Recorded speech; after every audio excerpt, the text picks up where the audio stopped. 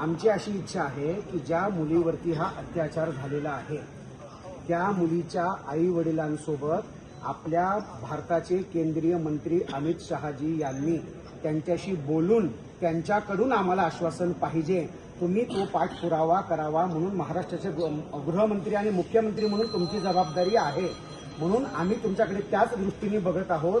आज त्या मुलीचे आई बाबा मेल्यासारखे आहेत साहेब, आम्हाला तुमच्यावर विश्वास आणि आहे. आम्हाला तुमच्यावरती पूर्ण विश्वास आहे. म्हणून तुम्ही आत्ताची आत्ता सुनेत्रा वहिनींना सांगून अमित शहाजींचं बोलणं आई वडिलांसोबत करून द्या. तोपर्यंत आम्ही त्या मुलीचा अंत्यसंस्कार होऊ देणार नाहीत. त्या माणसाला त्या माणसाला आई वडिलांसमोर आणून त्या आई वडिलांनी ठेचून काढायचंय. बस आम्हाला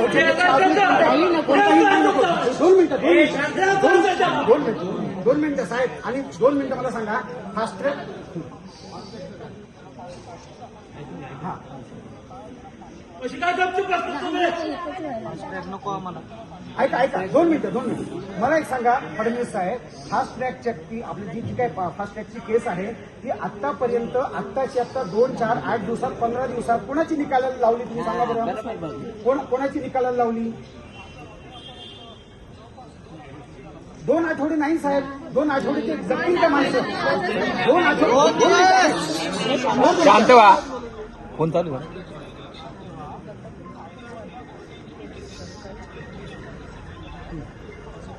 बरं ऐका, नाही ना बरोबर.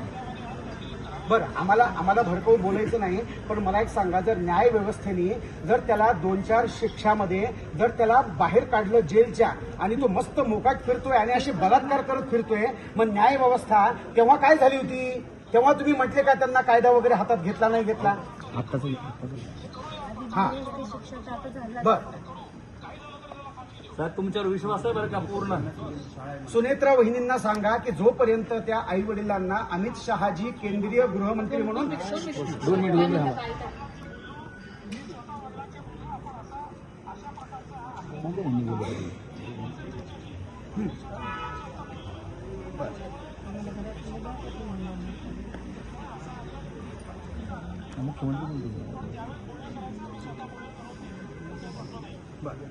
ठीक आहे, तुम्ही मुख्यमंत्री म्हणून ह्याचा पाठपुरावा करावा अशी आमची विनंती आहे.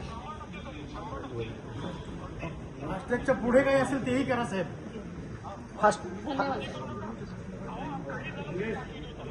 बस आमच्या समोर आम्हाला फाशी बघायची त्याची.